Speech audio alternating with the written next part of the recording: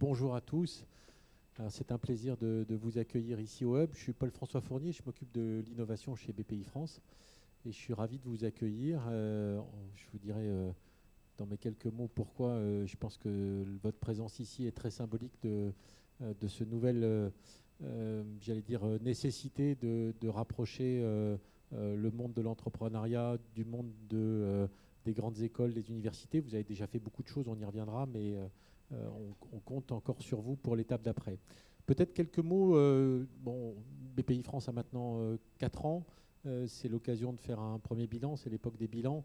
Vous dire en 2 mots aujourd'hui où on se situe dans cette dynamique de l'entrepreneuriat et puis quels sont les sujets qui nous font réfléchir aujourd'hui sur qu'est-ce qu'il faudrait faire pour aller un cran plus loin.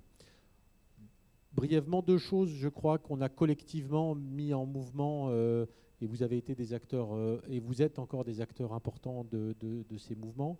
Le premier, c'est une vraie dynamique entrepreneuriale qui a pris un nom, la French Tech, et qui aujourd'hui, vous le voyez, grâce à vos efforts aussi, s'inscrit avec une volonté des étudiants de plus en plus importante de rentrer dans le monde de l'entrepreneuriat.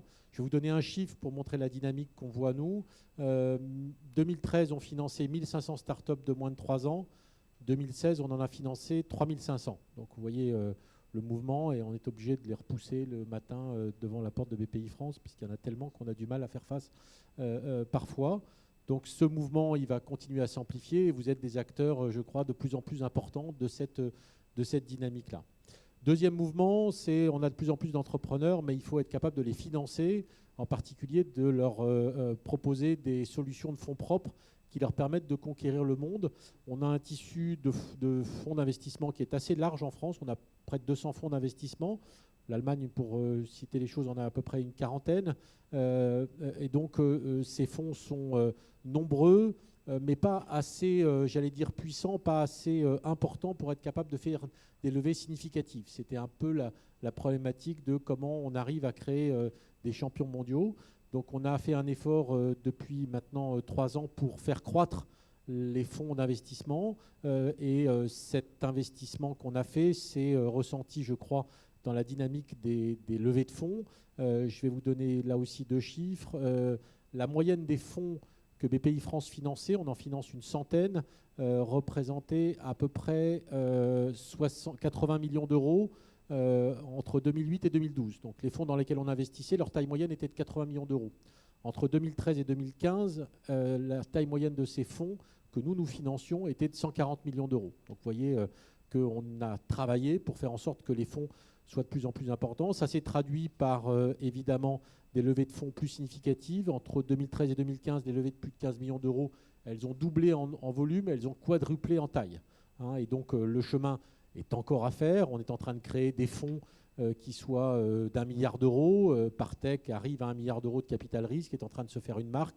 Il faut qu'on ait en France 4-5 fonds d'1 milliard d'euros qui soient des fonds pan-européens, des fonds qui soient avec des liens avec les US, des fonds qui soient avec des liens avec la Chine. On vient de faire un fonds qui s'appelle KT Capital, qui est un fonds de capital risque franco-chinois. Voilà, il faut créer un capital risque français, puissant, qui est une base européenne pour les plus gros fonds, pour accompagner nos boîtes en Europe, et puis avec des pattes aux États-Unis et en Chine pour adresser les grands marchés et faire la connexion.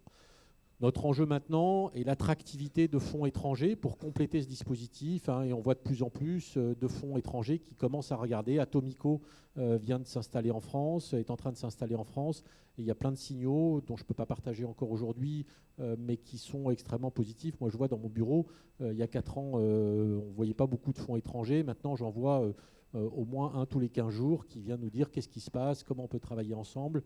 Donc, il y a une vraie dynamique qui est en train de s'installer. Donc tout ça, il faut continuer. On n'est pas en train de dire que c'est parfait, que tout est fini. Il y a encore du travail. Mais la dynamique, je crois qu'on l'a collectivement mis en place et qu'il faut continuer. Alors, quels sont les 2 sujets sur lesquels on se dit qu'il faudrait qu'on progresse encore ?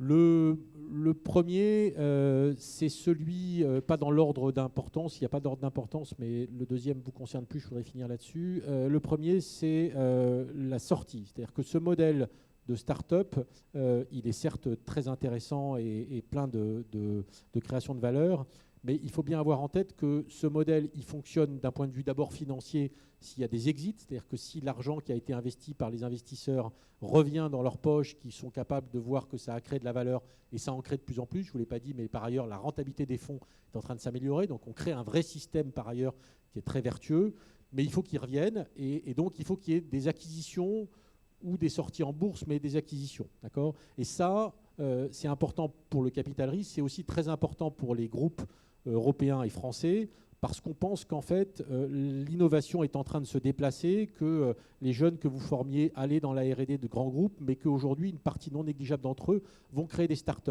Ces startups, elles n'auront pas toute la génétique pour devenir des groupes mondiaux, et elles doivent permettre d'accélérer la transformation en étant réintégrées dans ces mêmes groupes.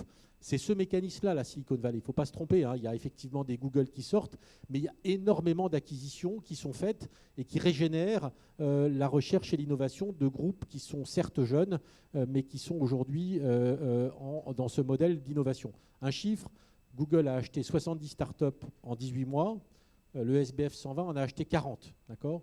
Donc il faut que ce formidable terreau qu'on est en train de créer, les grands groupes commencent à se l'approprier pour régénérer leur propre management, leur propre technologie, leur propre R&D. C'est un nouveau processus complémentaire au processus de la R&D traditionnelle. Hein. Je ne suis pas en train de dire qu'il faut tout jeter, mais il faut rééquilibrer et mettre en marche ce nouveau système. Bon, il y a des bonnes nouvelles. Vous avez vu que BNP Paribas vient de racheter ce matin Compte Nickel. Donc cette mécanique, elle se met en place. C'est très très important, évidemment aussi pour transformer nos grands groupes. Deuxième aspect sur lequel il faut insister, c'est que ce mécanisme de la French Tech, il est probablement très dynamique, mais il est encore trop décorrélé du monde de la recherche plus traditionnelle.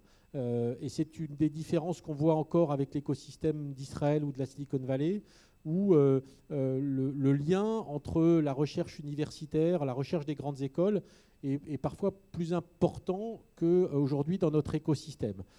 C'est le cas, ça marche bien, il faut le dire, sur la partie des biotech. Sur les autres sujets, c'est plus ou moins important. Alors, je vous rassure tout de suite, je pense que les grandes écoles sont clairement à la pointe de cette réflexion-là. Et nous, on a très envie, et je parle aussi sous le contrôle de la Caisse, qui joue un rôle très important dans ce sujet du lien avec les écoles et les universités. Mais on se dit que c'est probablement un des sujets sur lesquels il faut aller un cran plus loin.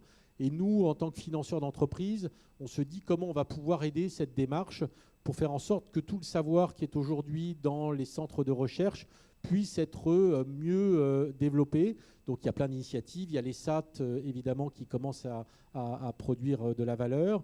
Il y a encore une fois tout ce que vous faites, mais ça pour nous c'est encore un des grands enjeux sur lequel on va pouvoir probablement créer de la valeur. Et donc, je suis très heureux que vous soyez là parce que vous avez vu le symbole, il est parfait.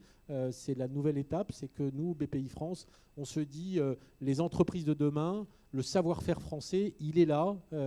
Vous êtes en plus un écosystème très intéressant parce que vous avez à la fois la capacité managériale de ces jeunes qui ont envie et la capacité de tout défoncer. Et vous avez aussi des savoir-faire et des technologies qui sont dans les premières mondiales. Et donc, comment on peut accélérer cette mécanique pour que ça tire ensuite tout l'écosystème des universités, des centres de recherche français. Donc, je suis un peu navré de ne pas pouvoir rester un peu plus parce que je me suis planté sur les agendas. Je vous prie de m'en excuser. Mais on en parle et on va en reparler avec Francis dans les mois et les années à venir parce que c'est encore une fois le nouveau combat qu'il faut qu'on mène. Et nous, BPI France, il faudra qu'on participe avec la Caisse des dépôts, avec tous les acteurs publics pour accélérer cette dynamique. Voilà, j'espère pas avoir été trop long. Merci encore et je vous souhaite une très bonne journée à tous. Merci.